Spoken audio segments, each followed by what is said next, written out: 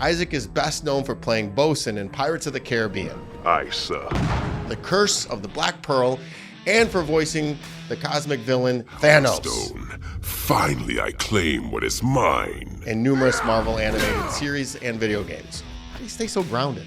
My mindset is always like, okay, first of all, good things are going to happen and bad things are going to happen. But if you just keep your mind set on knowing that you can keep pushing forward and work through them, that the good times are coming back again.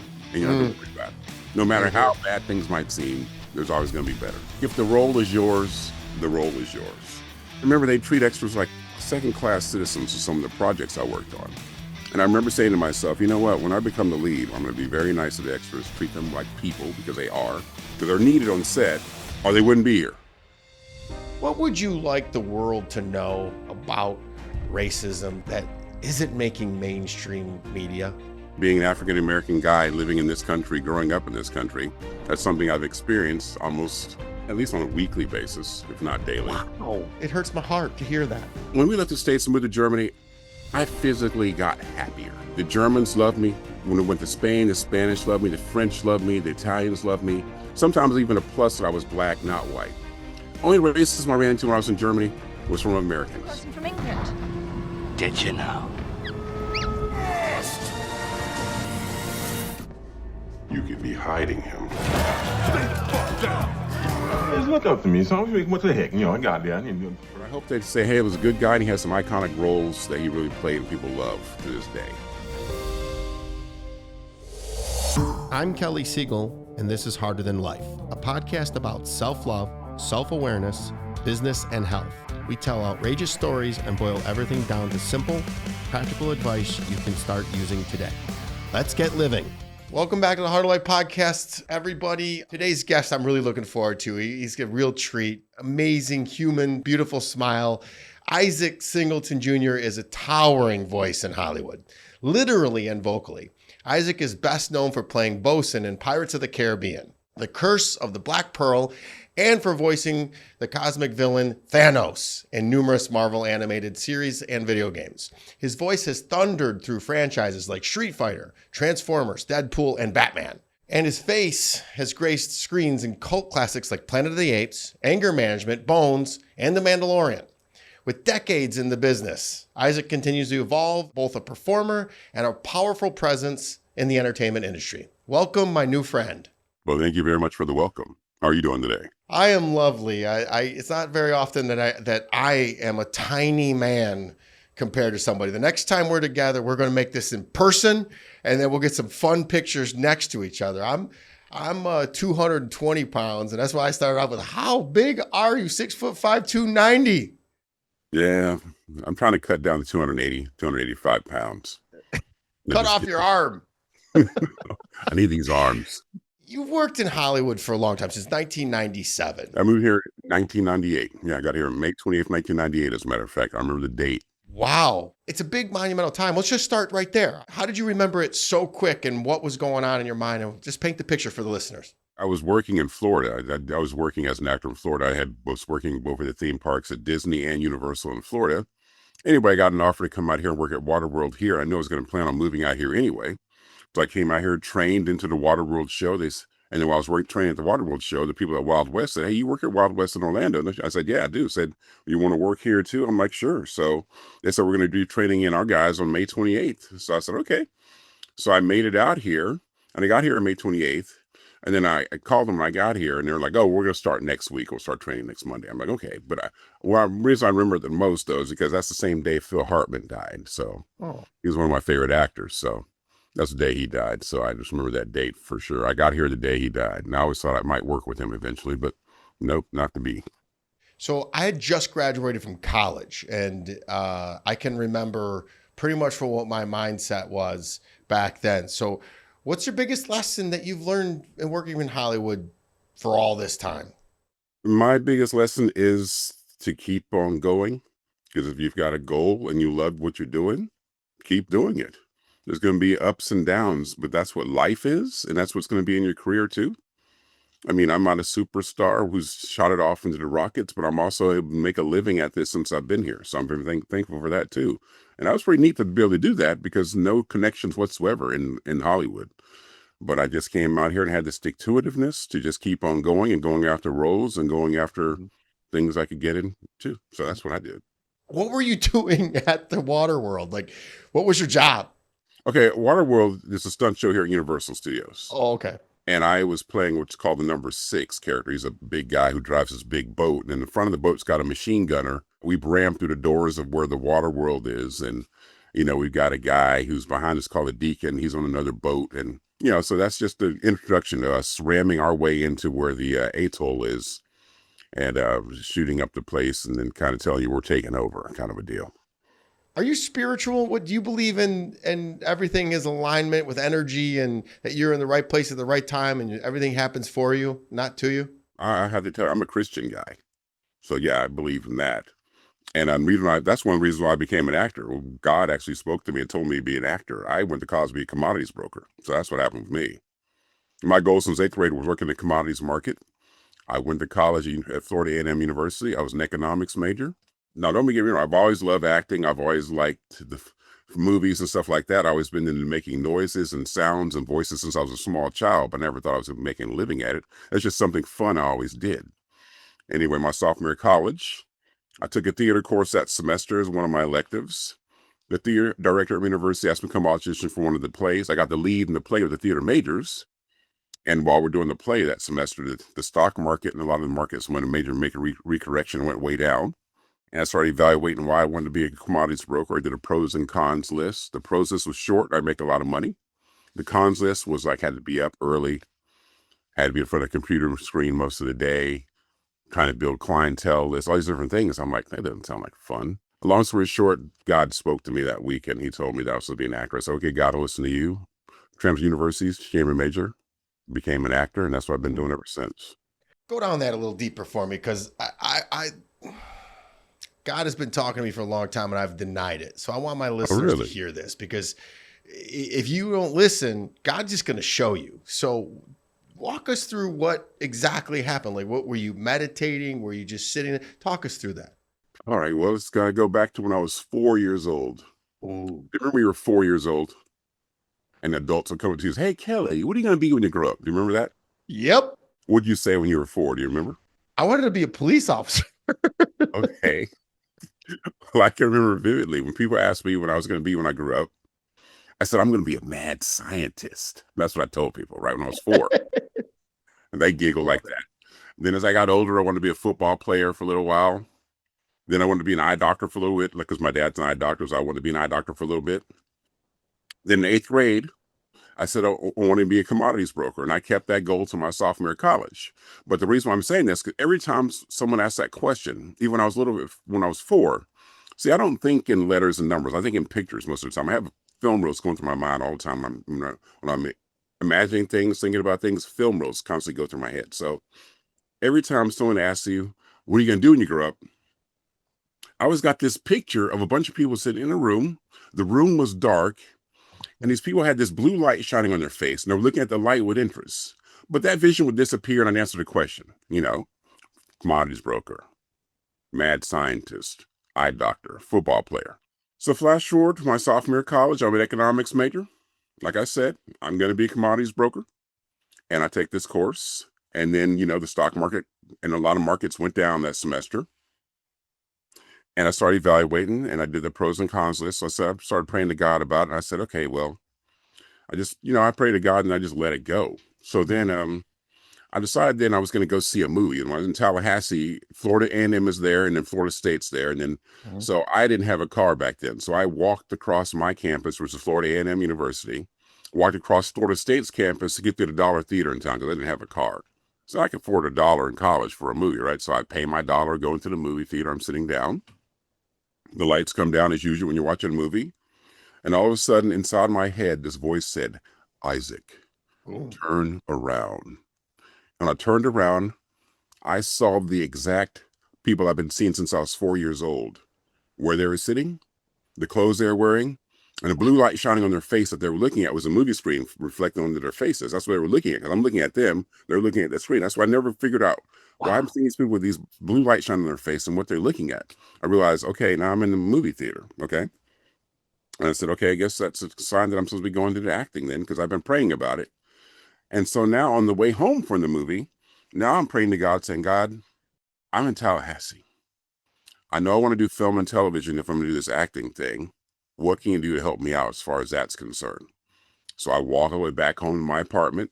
I get to my apartment on my campus. I walk into my apartment. I turn the TV on. The 11 o'clock news is coming on right then and there. The very first thing the newscaster said is, Hollywood has come to Florida. Universal Studios and MGM Studios in Orlando are doing major film and television production. I said, okay. I said, that would be great. But I didn't know of any university in Orlando at all, because I know I wanted to finish college, but still pursue the film industry. Next thing I knew, I found out about University of Central Florida. I transferred to UCF. All of my credits transfer. I changed my major from economics to communications. I graduate one semester later than I would have. And I start working in the film industry in North Florida, doing shows on Nickelodeon, because they had Nickelodeon and Universal. Started working on shows like Sequest and things like that, doing background work, sometimes getting roles. But either way, I was working. And then eventually I got hired at Universal there to do the Wild West stunt show. The first African-American guy to be in that show, because his mother and her two sons come in and disrupt this stunt show. And there's a scene in this. There's a scene in the show where she says, "These are my two sons, Cole and Claude. They're identical twins." And we take off our hat and smile at the audience. Obviously, we're not identical twins. It was funny. And then I got hired at Disney doing the Indiana Jones stunt show over there. And once again, these are all things that definitely God has made happen, because like this is how I got the job at Disney, which is really something, because like I said, I'd been working on different shows in the city, in Orlando.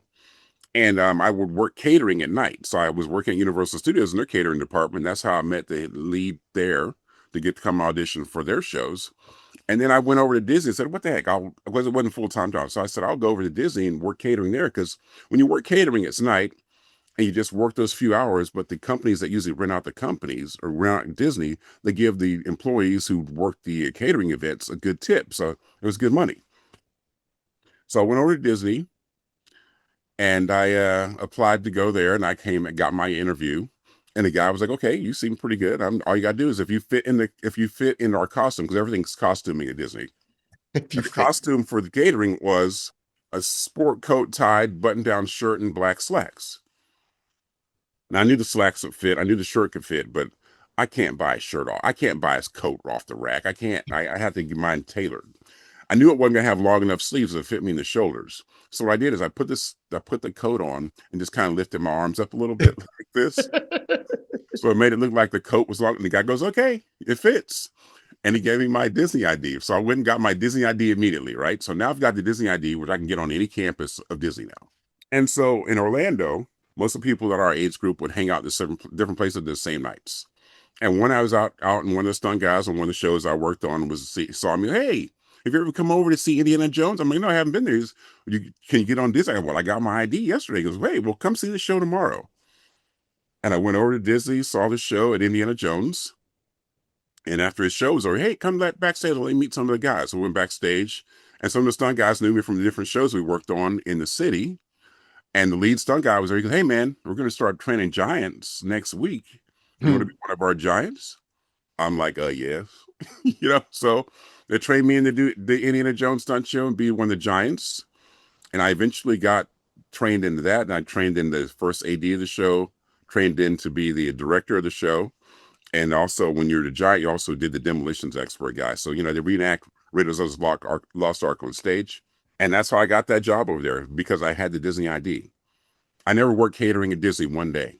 But because I got that ID, I got on campus, got to meet the right people, and I got in the right show. And that was a great show, because I was able to save enough money to move out here while I needed a job for 2 years. Hey, man, the whole time you're talking, I'm just giggling. God, that's God's plan, and God worked his magic. But at the end of the day, you were putting yourself in the position. So if you sit back and do nothing and just manifest, God can't work that way. You have to be out and put yourself in rooms. And so speaking of God, so I was a late bloomer. I had a really high pitched voice until I was almost, I think, 18 or 19. Have you always had this deep voice? Yeah, when I came out the womb, I said, "Hey, doc, no need to slap me. I'm all right."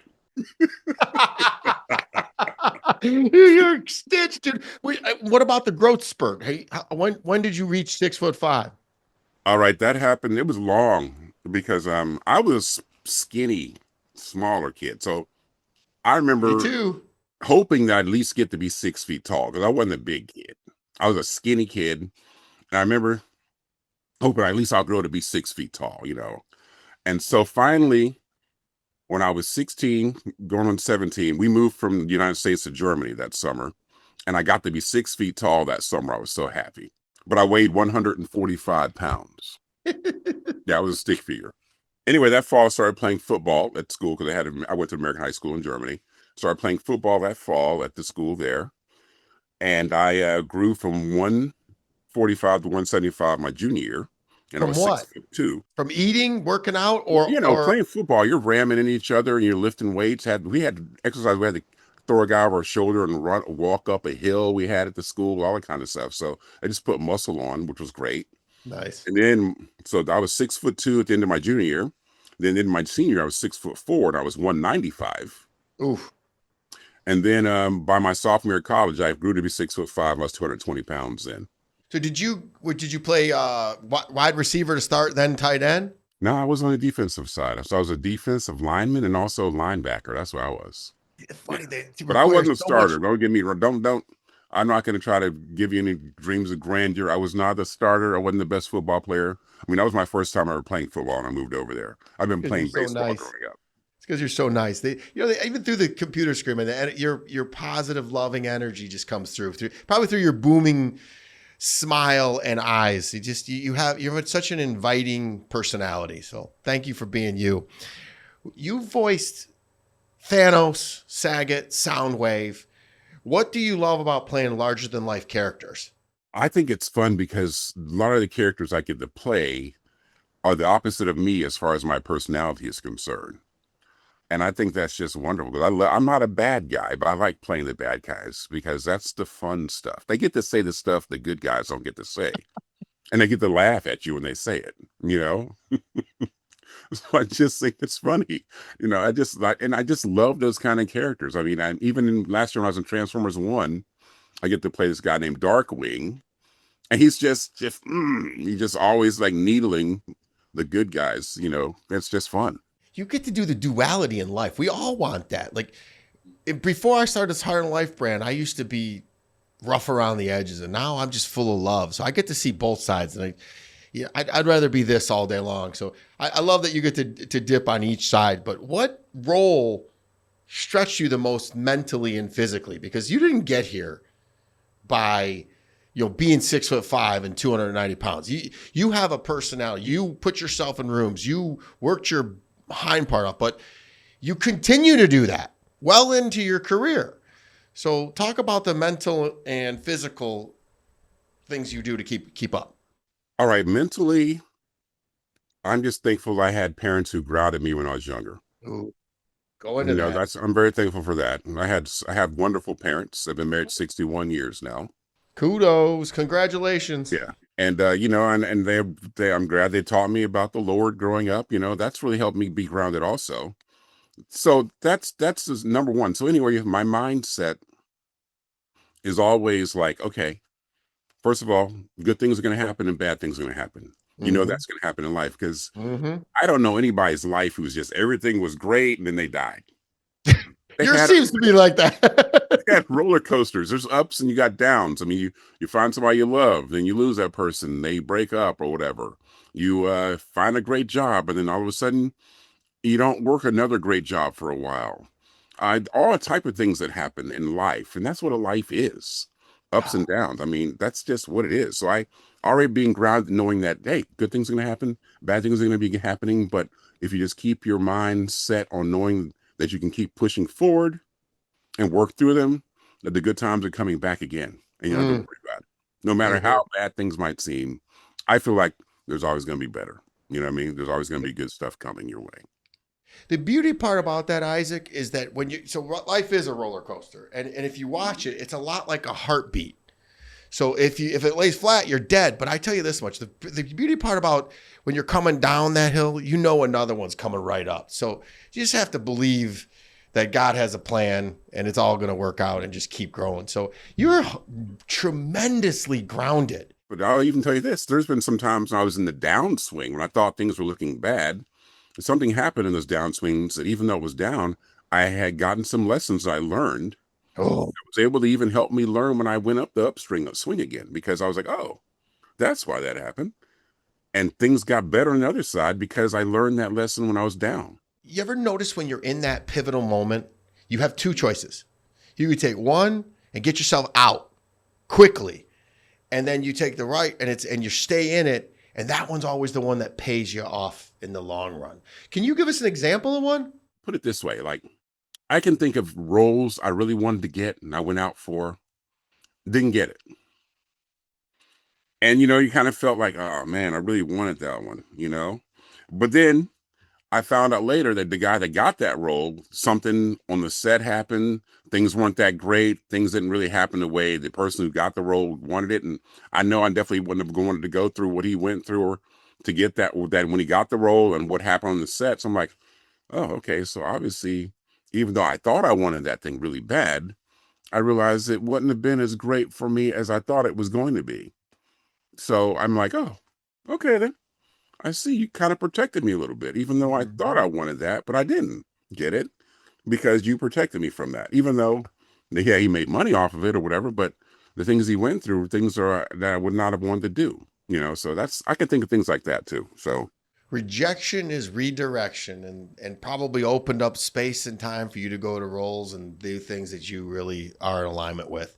I was asking a question, but I wanted to hear that. So you're tremendously grounded. And how do you stay so grounded with all these high level characters and where you're at in life? How do you stay so grounded? first of all, I think it's my personality because I don't have a big head about anything I've done at all. I don't walk around with my head like I did this and I did that. I don't have that attitude about it because I know that there's plenty of people out there who wish they had the roles I've done, and I don't poo-poo them at all because they're still out there trying to get the things they've done too. So that kept me grounded. I also remember this. When I first moved out here, I didn't have an agent. As a matter of fact, I had to go meet with agencies. And sometimes agencies would be like, they'd look at me like, but you're so big and your voice is so deep and we don't know what we would do with you. And agencies are thinking they rejected me, and I let them think that way because, oh, okay, well, thanks for the meeting, I'd leave. But at the same time, I'd walk out of the room thinking, good, thank God that you aren't my agent, because if you can't envision me in any kind of roles or put me in any kind of film or TV and can't see it, obviously you wouldn't have been the right agent for me. So I'm thankful that you told me you couldn't see me here or there, because I'm going to go work anyway. You're just going to miss out on what you could have made off me. So I feel that way when I leave. And I think a lot of actors feel like the agents to be all everything in your career. And that's not true. I know some agents don't even have agents. They have lawyers that do their deals for them. So that's one thing. I don't let anybody feel like you said rejection is recorrection. I don't feel any rejection at all. I don't let my mindset feel like I got rejected from that, because rejection to me is a negative word. So I just think of like positively, hey, okay, that wasn't mine. And congratulations to the actor who did get it. And I really do feel congratulations. There's some roles I've gone out for, and I'm like happy for the guy who got it sometimes. Here's another example. I feel like if the role is yours, the role is yours. And I remember when I went to audition for the movie Planet of the Apes, as a matter of fact, I went to audition for Planet of the Apes, okay? Now, I was already in the movie as a stunt guy, but I didn't want to be a stunt guy in the movie. I wanted to be an actor. But I got on as a stunt guy first. But then I told my commercial agent, because I didn't have a theatrical agent yet, I said, would you please submit me theatrically for the movie? She said, Isaac, they don't have a script yet. I said, I'm on the movie, don't have a script yet? And he said, yes, they're still writing the script. I said, okay. She said, when I get the script, then I'll call you. I'm like, okay, great. So sure enough, she called me about 2 weeks later. She said, Isaac, they've got a script and they want you to come in and audition. I was like, great. So I go in for the audition. And have you acted before? Have you gone to an audition before? I'm sure I have I did once as a little kid, but I was so small. I don't remember much of it. I just felt like when I went to the audition, I said, okay, I'm gonna get on this movie. It wasn't a cocky feeling. It was just a feeling like I'm going to get on this movie because I know I have the voice, I have the stature, what they're looking for, right? So when I get to the audition room, there's like 50 other guys in there, all reading their scripts out loud and all this kind of stuff. And one of the other actors was reading the words. And sometimes when someone's reading something, you understand that when they're saying something incorrectly, you know that they don't understand what they're reading. And I said, "Oh, hey," I said, "Man, oh wait, that word is pronounced this way, and this is what it means. So that way, when you go in there, you'll say it correctly and you won't be wrong." And he was thankful. But as I'm telling him this, one of the other actors yelled at me, goes, "Don't tell him. He might get it now." And everybody looked at this guy like, dude, man. But I was happy to help the guy out because, like I said, if it's my role, it's my role. If it's your role, it's your role. But why would I want him to go in there and embarrass himself in front of these casting directors? They might not call him in the future for something, That wouldn't be good for him. And I even went to it. I remember, and I got on the movie. Sure, now I ended up playing 4 characters in that movie. The one that Tim Burton shot with Mark Wahlberg. I played 4 characters in that movie, and it was a lot of fun. Nice 8-month long movie. Got to travel different places. Lots of fun. I was very thankful to get that one. But I also remember another audition I went for a commercial like a year before that. And there was a guy in there. He was like 6'9". I still see him someplace. He's 6'9". We're both going out for the same commercial. I heard him reading his script out loud too. I said, "Oh man, by the way, that's not how that word's pronounced this way. This is what it means." That way, when he goes into the room, he knows what he's doing in there, right? And sure enough, he got the commercial. But I didn't feel bad because I helped him out. And every time I see him, I go to conventions to sign autographs. I see him sometimes. He's done some iconic movies since then too. He always kind of gives me that nod, like, I'm like, "How you doing, man?" Because that's just, why not? You're giving so many nuggets to the audience of how to live life. Every single one is, you're just a beautiful human.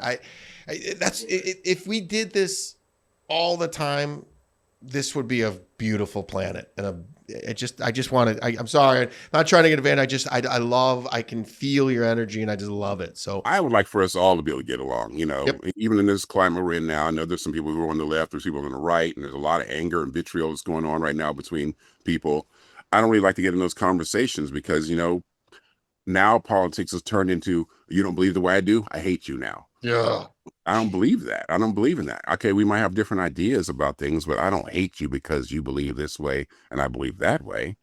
We chuckle all the time. Me in the morning, I work out with a monster of an African-American man who's just a beautiful human like you. And he's Democrat. I tend to be Republican, and we get along. We find the areas where we agree and we work our way out, and we laugh about it. We always film it and we're like, "Look at a black guy and a white guy goes into a gym, works out every single day and gets along." It can, but we still disagree. It can happen. Yes. I want to wrap up a little bit about Hollywood, and then we're going to get into some deeper stuff. Have you ever turned down a role? And if so, why? There's been some auditions I've gotten that I didn't want to do. I turned it down because, okay, I am a grown man, but I don't curse. I don't say curse words. Now, there is a couple of films out there that I have said curse words in because it did go along with the character they wrote. But there was this one audition I went out for that they wanted me to do. There's this guy, he was a headmaster at a school. And it was just F-bomb this in front of the kids. And it really didn't have any place in the script, in my opinion. And it wasn't like a fun character to play anyway. So I'm like, I don't really want that one. I didn't play it. So there's some things I've turned down that I want to do. Yeah. Who are you, dude? You are awesome, dude. 6'5", 2'9", doesn't swear. Yeah, that's in my daily life. But there's characters out there that I've sweared with because that was it worked for that character. No, But if you're just throwing out F-bomb just because you want to make the movie rated R and get enough Fs in there, that doesn't really work for me. But that's okay. Yeah, I've turned down some things. Yeah. my previous life, when I was kind of learning and growing and down my journey, I used to swear a lot. And then recently, I even tell my producer, Steven, I'm like, God, I dropped a couple of things. Will you bleep those out? It makes me feel uneducated or just less than, or really it makes me feel like the old person that I have grown out of. Mm-hmm. So your parents are amazing. You're an amazing human being. And sorry, I sound like a fanboy, but I'm just proud of you. Oh, well, thanks a lot. I'm just thankful, but there's still things I'm striving for in life. I'm very happy, but there's still things I'm striving to get to, striving to get forward. We have to, or else if we're not striving for something, we're dead. So you don't get this far without having mentors an inspiration. So who's some of your mentors or who's been your inspiration besides your beautiful parents?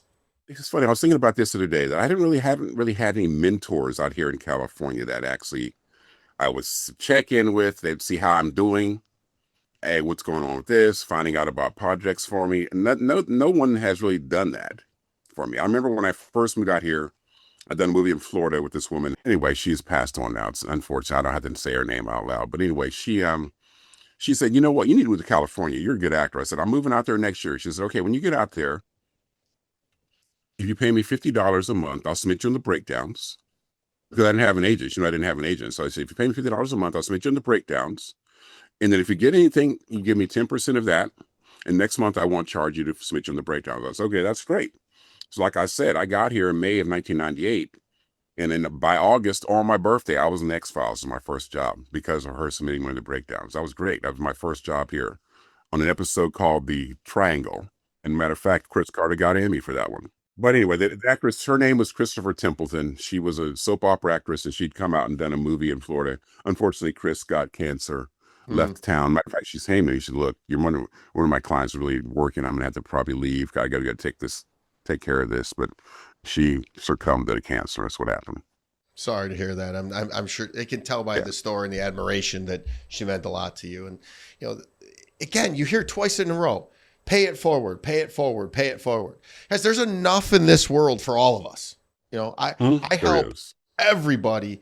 As a matter of fact, I wrote a book on how I started my IT company, gave it to all kinds of IT companies, said, here, go follow this. Nobody does it. It's wild. There's enough for all of us. We all can eat. What's a surprising skill or hobby of yours that people don't expect? They don't expect my voice to go higher. They expect my voice to go lower, which my voice does go lower, but they don't expect me to go higher and do higher pitch voices also for some of these cartoons and characters I do in video games. So yeah, and it's funny because I answer the phone sometimes, we don't even know it's me, which is fun. Yeah. That's hilarious. That's hilarious. Who's your favorite voiceover to do? You know what? Thanos is really a lot of fun because like I said, he's considered a bad guy, but if you think about it, he's just a megalomaniac. That his philosophy is, if you listen to me and just let me do what I want to do, everything will be great for you too. That's his philosophy. He's not a bad guy. He's just like, just let me have my way and everything will be great for everybody else also. That's his attitude in my way. That's how I play in that way. He plays it like, not a bad guy. He's like, don't you understand I'm doing this for your benefit? You know, kind of attitude. All right, since you talked about the high-pitched voice, and I know you do this all the time, and I hate to do it, but give me a high-pitched, one of your characters in high-pitch so we can hear it. Hi, how are you doing? It's nice to see you. Nice to hear from you. I love it. You're a stitch, man. If you could go back and give young Isaac one piece of advice, what would it be? I remember this. I remember thinking, okay, when you get a job, don't be in front of the director's face constantly. Don't be somebody who's always up in the way, trying to brown ways or way, trying to get in front of everybody else, trying to find your next job while you're on this job you're on, kind of a deal. So my philosophy was always to be like, go in, do your job, do it well, and they'll remember you, and then they'll call you again. But I remember now, I think now I would be like, okay, do my job, but also be a little bit more of a person who's not just doing the job, actually be personal on set too, saying, hey, director, you did a great job in this other movie, or say things like that, you know, that they know that you know their work too, and all that kind of stuff also, because that kind of makes things work a little bit better. You know, I was just always worried about seeming like I'm trying to get something out of somebody, so I wouldn't be all up under them. I just wanted to go in and do what I did, do it right, be nice, friendly on set and all that kind of stuff. Now I realize to, you know, maybe be a little bit more personable too, and not just job and get out kind of a deal, you know, because, you know, I mean, I want them to see me as a professional, but also see me as a person too. So that's one thing I'll probably say, just be a little bit more the friendly guy you really are, as opposed to worrying about how they would perceive you if you were being friendly. I find oftentimes that I find myself shrinking to be in situations on accident. And that's one of my most frustrating things. Is that what you're alluding to a little bit? I'm just thinking, because I've been on some sets where I've seen like this actor always in front of the director. Hey, I'm doing this next. I'm doing that. And then he walks away and the director kind of goes, gosh, you know, and I don't want that kind of attitude about me when I'm on the set, like, oh my gosh, can he not be in front of me like that? You know, I didn't want to be that guy, and I've seen that a lot. So I don't want to be the guy who's like, dang, we worked with Isaac, and it was like, gee, he couldn't stop talking about himself to us, you know, so I didn't want to be that guy. So that's what I learned. But then I realized sitting back after a while, I'm like, I've never been that guy either. And I was like, dang it, you just missed out on some personal time with somebody because you were too worried about them perceiving you like the people you saw being perceived in a negative way. So I'd say that. And also, you know, I would just say, hey, you know, one thing I can remember is I remember when I used to do extra work. And I remember they treat extras like second-class citizens with some of the projects I worked on. And I remember saying to myself, you know what, when I become the lead, I'm not going to treat the extras. I'm going to be very nice to the extras, treat them like people because they are, because they're needed on set or they wouldn't be here. But you don't need to treat them like they're second-class citizens. And so I got to the point where I got to be the lead on a movie. And they had these extras they took with us everywhere. We moved around all these different locations. And one of the extras over throughout the time of this movie would constantly talk to me about how he did certain art and all this kind of stuff. And I was very friendly with him. And I was friendly with all the other extras because that's how you should treat people. You shouldn't treat them like, oh, I'm one of the leads. Thank you very much. Go over where you're supposed to be. I'm over here with the leads and we're the actors, you know. And sure enough, at the end of that movie, we exchanged phone numbers. He ended up calling me a couple of months later, telling me about another movie he said I'd be right for. And I thanked him very much. And I ended up going and getting that movie because he gave me information I got beforehand, before a lot of other people got involved. And I got that film.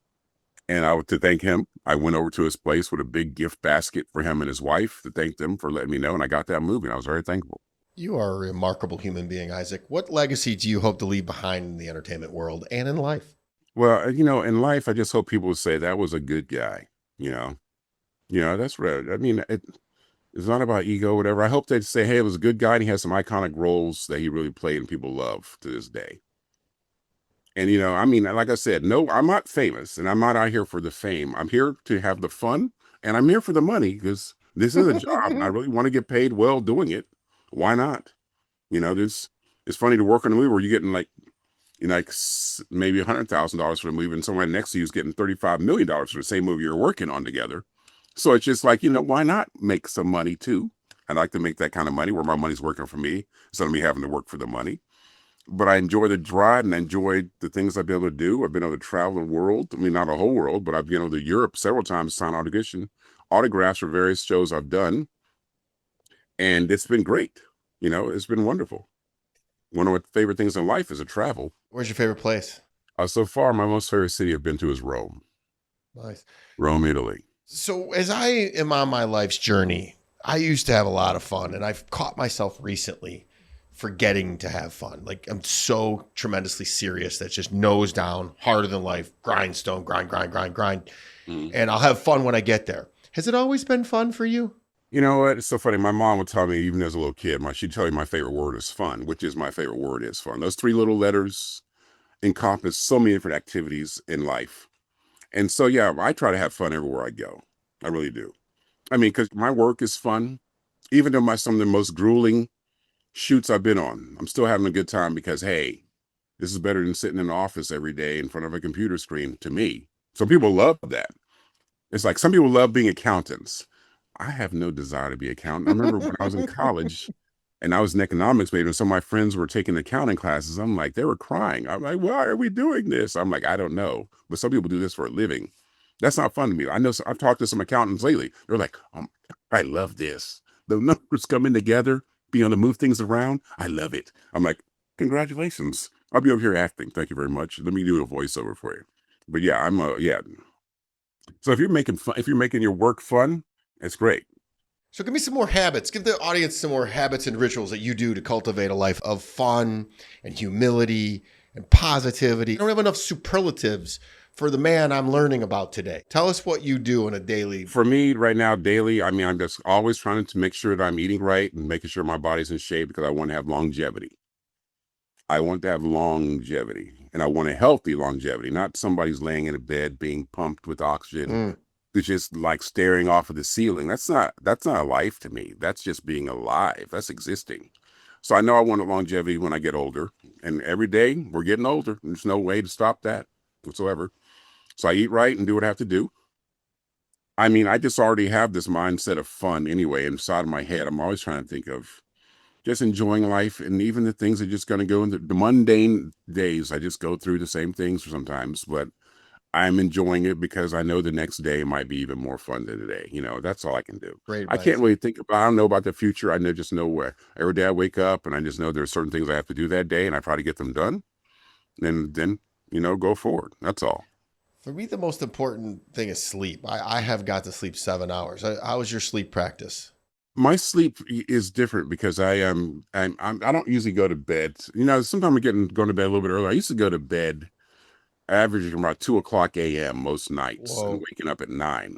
And because, I got to go out there and do my thing in California here. I don't know if you know this, but I'm Batman. I'm out probably the streets at night and Batman. I'm making sure LA is safe. No, it's just I'm just out here. The nighttime gets really nice and quiet around midnight to 2. And sometimes I'm more productive those nights. Like last night, like early this morning, I was in my second bedroom doing some voiceovers. I had to get sent into my agency, and I was doing that at 1 o'clock this morning before I went to bed. I had 2 characters I had to voice and get the auditions ready for. And I went to a screening last night for an upcoming film I saw last night. I saw Heads of State with Idris Elba and John Cena. I saw a screening of that last night. It was a good movie, so everybody should go see that. But after I got back home from that, I came here and I knew I had to get these 2 auditions in this morning, so I went in there and did it and had it done. These characters are fun, 2 different voices all together, and I got to do them. That's the fun thing about what I get to do. I get to make up these voices and put them down. So last week, I even had a job last Thursday where I got to work for another video game company, and I had 4 different voices I had to do, 4 distinct different voices I had to do. And it was fun Wow. because one of the Wow. creatures I had to do had 2 heads, and one of them had a different voice than the other voice. And these 2-headed creature, they were together, but also they were saying different things, and the 2 different voices for them make them distinguishable. And it was fun. I got to do that. So I'm a big believer in this NLP, neuro linguistic programming. And if you listen to how you speak, you say all the right words. You didn't say you have to, you get to. You get to do this.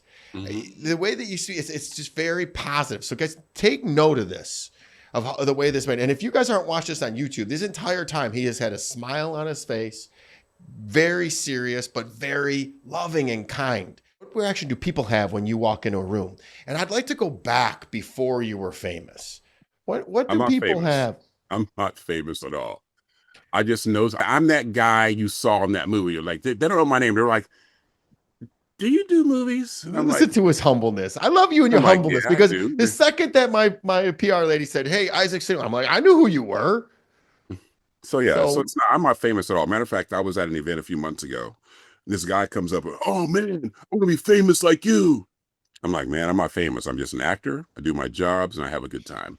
And he was too busy going on about how he wants everybody back home to know who he is because he wants them to know he made it. He was famous. And I said, man, I'm here because I want to give people quality work and have a good time doing it. And then also get paid. Because like I said before, this is something you get paid for. And I want to eventually start making 7 and 8 figures a movie. That's what I want to do. But he was on and on about being famous. And I said, I'm not in this for the fame. I'm in this for the fun and the money and doing quality work. That's what I want to do. I want to make sure people love the characters I bring to life. That's what I want. That's the most important part about it. If people love the characters you bring to life, once they're enjoying your work, they're getting quality. The producers are happy because now they've got a quality product out there, and I'm happy to be able to contribute to that. What you keep pointing out with these people are them being unhealed and needing to work. They're insecurities. So big hat, no cattle. Insecurities are loud. Confidence is quiet. You talk about this person worried about what other people think of them back home. Again, I'm going to give kudos to your parents for raising you with lots of love and lots of presence to make sure that you knew you were important. So that's what makes you who you are. And if anybody listened to this, he has those insecurities. You watch my podcast, other podcasts, I give you all the ways to heal that. I used to be the same guy. So it's remarkable how he's pointing this out. And the beauty part about us getting of an age that you tend to age out of this stuff, especially since you want to work on it. Having said all that, I want to dance a fine line. I am fascinated with isms, ageism, sexism, racism. And when I mean fascinated, I like to get in conversations with educated men as such as yourself and create awareness about it. So I told you my workout partner is a bodybuilder. I work out every morning. As a matter of fact, most people think he's Phil Heath, and people come up to him because Phil does work out at our gym and say hi. And I'm like, yeah, he thinks you're Phil. He educates me a lot on racism. Mm-hmm. So if we dance a fine line, you don't want to answer it, we can edit this out, whatever. I feel the two of us can have this conversation. With all of the riots going on or was going on in LA, what would you like the world to know without ruffling feathers and getting either one of us in trouble about racism that isn't making mainstream media? All right. That's that. I'm more than happy to talk about it. And that's something, being an African-American guy living in this country, growing up in this country, that's something I've experienced almost at least on a weekly basis, if not daily. Oh, really? We live in America. America is a very racist country. It very Yeah. much is. It hurts my heart to hear that. You know what? I sometimes I wonder whether I grew bigger because when we moved to Germany, when we left the States and moved to Germany, I physically got happier to be out of the United States. I mean, the Germans loved me. When I went to Spain, the Spanish loved me, the French loved me, the Italians loved me. Sometimes even a plus that I was black, not white. Only racism I ran into when I was in Germany was from Americans. None of the other countries had a problem with that. It was sad. I was like, you're bringing that crap over here to Germany with you too? Come on now. What's wrong with you? So that's something you just kind of felt, but it wasn't like everybody, just a few here, a few there, but just one person is like that whole thing about a apple in a barrel, and one rotten apple can spoil the whole barrel kind of a deal.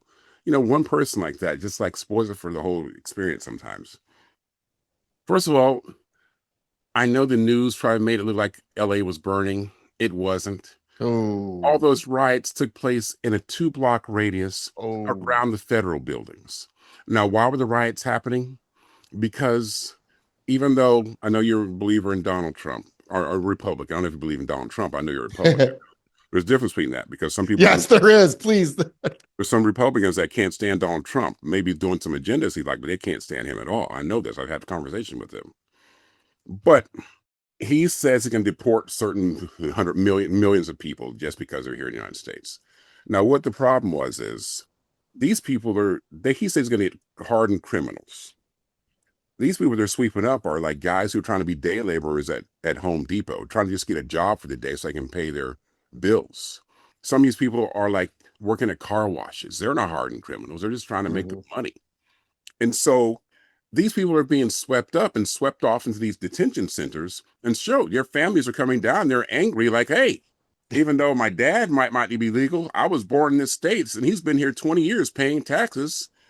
I grew up here. I'm a citizen. So they made it seem like LA was burning. It wasn't. There was a 2-block radius around where there was downtown. That's all. It wasn't, the city wasn't on high alert. People weren't stabbing. No one was dead. It was just people angry because their loved ones are being swept up by these guys wearing masks, beating them with batons, dragging them off with no paperwork, not even saying, hey, we got your name on this list. We need to bring you in. None of that. It's just, hey, you're working. Oh, you look like you might be illegal. Let's snatch you up. And they swept up some American citizens doing this, but you don't hear it on the news. They've done this. So that's an aspect of racism, because it's really, if you think about it, they're just targeting these people because the color of their skin. Because how would you know whether somebody's legal or not unless you know their legal status? But they can say, hey, that's a brown guy. Let's snatch him up. We'll find out later whether or not he's got papers. So that's a kind of a racism that's going on. It's not very fun. It's not nice, because people's families are being torn apart by people who've been living here, contributing to our culture and our society for years, 20, 30 years. People getting attacked. This guy last week got beaten with some clubs. All the 3 of his sons were in the military. 2 of them are active duty in the Marines, and one of them has already left the Marines. But these guys grew up loving the United States. His dad loves the United States. He's been able to make a living here, raise his family here. Now he's swept off into detention because he's brown. Thank you for your transparency. Thank you for commenting on that. I'm going to ask two more questions again. If it's inappropriate, just let me know. I don't see color, and I say that to my workout partner, and he says, Kelly, do not say that to people. African American people have worked really hard to get to where they are. You should see because they're proud of it. What do you say to me as your friend if I say, I don't even notice the color of your skin? Is that offensive to you? No, I'm not offended by that, but I definitely see color because, and I know people see my color when I walk into a room. You asked me earlier how people react to me sometimes. Like I said, I walk into a room and sometimes, a dude, smaller guy come up, oh man, dude, if I get in trouble, I'm going to fire you. No, You're going to be on gotta get my it all the side. time. I'm like, well, I don't know you, and I'm definitely not going to get in a fight because of something dumb you might have done. Yeah. But they see a big muscular black guy. Oh, or sometimes they'll kind of walk up to me, hey, bro, what's up? Trying to talk slang. I said, I don't speak that way. I speak English correctly. I don't talk. But hey, enjoy your life, enjoy your day. But yeah, that doesn't make me kin to you because you call me brother and yo, what's up, saying stuff like that to me. I mean, that's not how I talk. I don't speak that way. I can remember even when I was at FAMU, sometimes they would speak. Some of these people come from different part of the country, but Florida A&M University is a historically black college. And some of the people on campus say, you speak like a white person. I said, we live here in Florida, and white people definitely don't talk this way. As you can see, if you look around the campus or look outside the campus, I speak English correctly, but I don't talk like a white person because we live in the South, and you've heard some of these people out here who are white who do not talk like this either. So, no, I don't. Isaac, is that offensive? I'm not offended by it. I just let them know, hey, I'm a guy that likes to. My parents are educated. My dad's an optometrist. My mom's a teacher. And we learned how to speak English correctly. We were professional. We learned how to be professional in all situations. So that's what happened to us. So I'm happy for that. Now, if you gave me a role where I had to play a gangster type dude, I can definitely deliver the lines that way. But that's not how I speak on a regular basis. But that's my acting. That's not me. I love your vernacular tone and tonality. I sound like a fanboy, but I mean it. I think you know that I mean what I say. If you could pass one universal, I'm going to ask just two-parted question. If you could pass one universal law in the world, what would it be and why? And then the second part of that would be, how do we fix these race relations? Unfortunately, human beings are very flawed creatures. Unfortunately, that's just the way they are. They're flawed. I mean, we even tell in the Bible that we're born pretty much born into sin. Let's say it that way. But there's always been conflicts amongst human beings, always. Even in the Bible back then. You've heard about that Good Samaritan story. Oh yeah. You don't have to put the good in front of it because they hated Samaritans back then. They were a race of people who were horrible, in their opinion, horrible. The Samaritan. People have always fought against each other for no reasons whatsoever, just because you might have more than they do, whatever. It happens. It's just inherently in us that we're aggressive creatures who are constantly trying to feel better than somebody else. That's the bottom line. I think racism stood for, we want to feel better than you do, than you are. Go back to slavery. After slavery ended, then the Jim Crow laws came into effect because they didn't want black people to really have rights anymore. Because even though they were human beings, we've got to feel better than them. We don't want them to have as good of life as we do.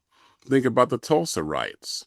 That part of that Black Wall Street, those black people were taking care of themselves, prospering, all that great stuff. But because one woman said a guy whistled at her, all of a sudden we got to go tear those black people down. Who do they think they are? I did a movie called Rosewood a few years ago. Same kind of thing. This black township in Florida, first black township in the States. They were doing great. The whites down the street wanted to go and burn them down because they were doing better. They didn't want. How dare those black people not need us? We're better than they are. How can they not need us?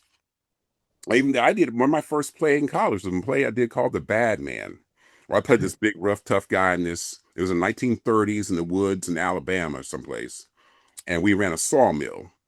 Anyway, supposedly they found this white guy dead in his cabin far from where we live, but they wanted to blame the black people in the township over there for it. Say, I sacrificed myself to save everybody else in our camp because they said, well, we know a black guy did it, so if you bring him out, we'll let everybody else live kind of attitude. So it's always has been, I want to feel better than those guys. Didn't they make a movie with Samuel Jackson and Matthew McConaughey about that? Yeah, that was A Time to Kill. A Time to Kill. Yeah. Yeah, Very same similar. kind of thing. I mean, this guy, and Matthew McConaughey's last monologue to the jury was really poignant because he phrased it like, imagine if you're a father or whatever. I forgot exactly what, but and you're I can remember it. girl, I have a daughter. Rape, all that kind of stuff. And then he switches on because you think he's talking about Samuel Jackson. He flips it around and says, well, imagine if she was a black girl. He's explaining all of it as if it happened to the white woman. Oh, wow, what if that did happen to us? Mm. Well, we like that, and they got the right verdict in that movie. Then it's a happy ending in the movie. But a lot of times here in the States, we've had some problems and we still do. There's some people that are still carrying the Confederate flag around. I mean, why would you want to carry the flag of people who were traitors of the United States of America? They carry it flat proudly. I don't know. So yeah, I see color, but not because I want to distinguish myself from you. I just see color because that's what, like I see you've got a blue shirt on. So do I. I see that color. I see that sign behind you with the red in it. I see that color. So it's not like I don't see color. I don't discriminate against you because of your color, but I do see the color you might be, but it doesn't matter to me. The depth of you and you're a beautiful human being. I'm so grateful I met you. My answer to that question would be, we need to teach emotional intelligence in school. We also, I believe this is going to be controversial, but I'm going to say it, is we need to raise the bar and the standards on our teachers and our police officers. Like, first of all, they should make twice the amount of money, but they should be required to take twice the amount of compassion training, emotional intelligence training, and they just need to be better. Teachers and I was feeling that same way, like back when the whole George Floyd thing was happening, and then the whole Black Lives Matter. Well, a lot of people don't know this. So the Black Lives Matter, it's at the beginning. In the beginning, it was Black Lives Matter 2. Somewhere along with someone chopped off the 2 part, and then all of a sudden they're like, oh, now they're trying to say they're better than we are. Oh. And see, that wasn't a narrative, but they tried to change the narrative to make everybody angry and fight once again. Also, I was never in favor of defunding the police. I was thinking maybe we need to give the police more training, like you just said. Give them more money, more resources, so that they don't go into a situation, first of all, afraid. Because I've been pulled over so many times by the police for no reason, just because I'm black. I know it. It got to the point when I lived in Orlando and I got pulled over, I would just start sticking both my hands out the window because I got tired of them creeping up along the backside of my car with their hand on their gun. So I'm like, they're the one with the gun, not me. You pulled me over. If you're afraid of me, don't pull me over. Just let me go. If you're afraid of me, I don't want to get shot because you're afraid of me. So yeah, give them better training and stuff like that. Because I'm like, pulling me over for what? Yeah. Oh, we thought you looked like somebody. Okay. Yeah, okay. I got questions like, what are you doing over here? Well, I live here. Oh, well, then you see, because your eyes go in a different way when you're trying to think up a lie. Oh, well, we heard that this, okay. They know they're caught when I tell them this stuff, it's just sad, but it's true. And this happens many times. Oh, I know. I have many, many friends and highly educated, very rich people, African Americans saying, Kelly, I get pulled over same story you just said. I've heard it 1,000 times. It makes me sick. That's why I wanted to be a police officer till I found out how little money they make. You asked me earlier what I want to be. I want to be a police officer till I had to see what they had to deal with and how little they got paid. No, thank you. I wouldn't want that job or a teacher's job. Now, I'm not saying that they're doing a bad job. I'm just saying that they're not paid enough and they're not held to a high enough standard, which is probably a lot of us in this world. I own an IT cybersecurity company, and there's certain people that I don't hold to a high standard. I need to. We all need to be better and educate ourselves and communicate and find out, hey, you even listened. I'm right leaning. You're left leaning. We're going to be friends for a long time. But it's also the thing about it. I'm left leaning, but I'm more of it in the middle because there's some That's me too. policies that the Republicans have as far as fiscal things. I also agree with. A lot of my issues are the social ones, like I get to go to these gifting suites sometimes. And I saw this woman at a gifting suite last year, and she was very happy. She's African American woman, and she had her stuff in Target. She had these soaps and these skin creams she had in Target, and she was going to eventually get them across the whole country, and it was great. And then she was going to start working on mom and pop stores to get her product in there. And she was happy, and she was and saw her at the last one for the Emmys, and she was down. She's like, "Well, I got all my stuff kicked out of Target because of Trump's DEI programs. And a lot of corporations are going along with this. And now they've kicked all my products out of the store because they're not doing the DEI and making, helping other businesses get their stuff up that normally wouldn't get in there." I was like, that's just horrible because that doesn't make America great. That's for sure. If there's a business that's working, all of a sudden it doesn't because they want to comply with a DEI program that really didn't hurt anybody. That's horrible because it was helping, not hurting. It didn't take anything away from somebody else. So I just that's just one of the few examples I know of people who've been injured by this, I got one more question, but I'm going to give a comment because I think you'll chuckle. I think politics is the only job in the world where you can be doing poorly at it and get a raise. You look in the districts where near where you live, and you watch and you look at some of our senators and realize that they're running our country, and the districts have the worst homeless rate. They have the worst crime. And then I don't get it. Like, you should have, how hard would it be to put KPIs into place that you have to meet these minimums before you can run for the next office? How hard is that? Like, I don't get it. How could you be, and I say this goes all the way back to Bill Clinton years where, where he was in Arkansas was the worst. Like, it was crime ridden.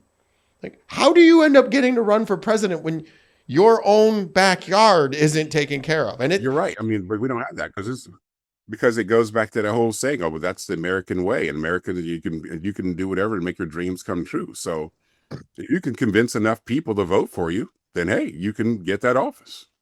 That's the bottom line, no matter what's going on.